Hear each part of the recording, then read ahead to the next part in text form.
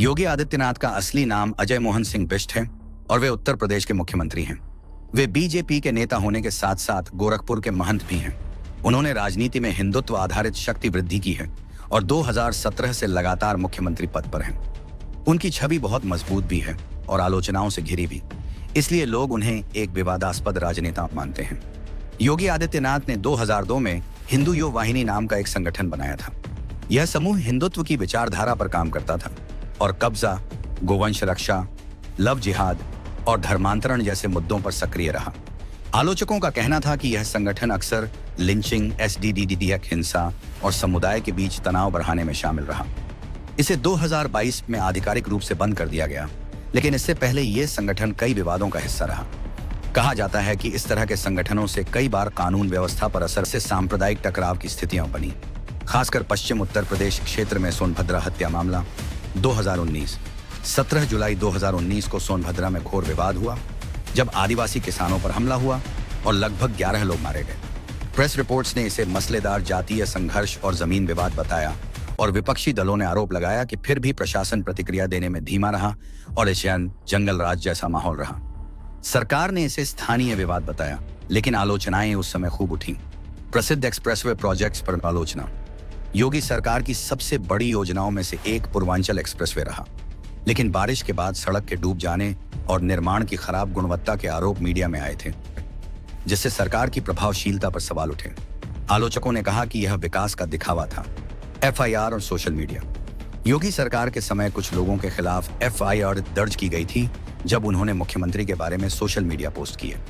कई रिपोर्ट्स में बताया गया कि कारण यह था कि पोस्ट को अपमानजनक / झूठा बताया गया और इससे कई उपयोगकर्ताओं को पुलिस बुलाया गया।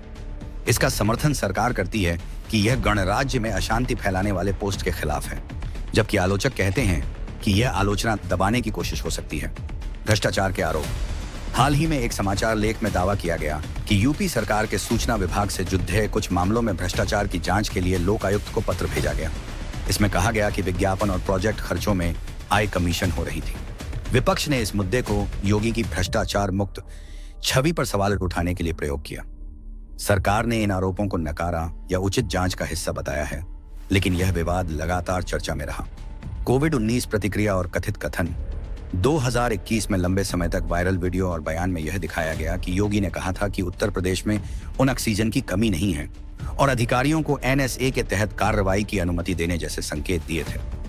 आलोचकों ने इसे भारी आलोचना की, क्योंकि कई राज्यों में कोविड-19 के दौरान ऑक्सीजन संकट गंभीर था।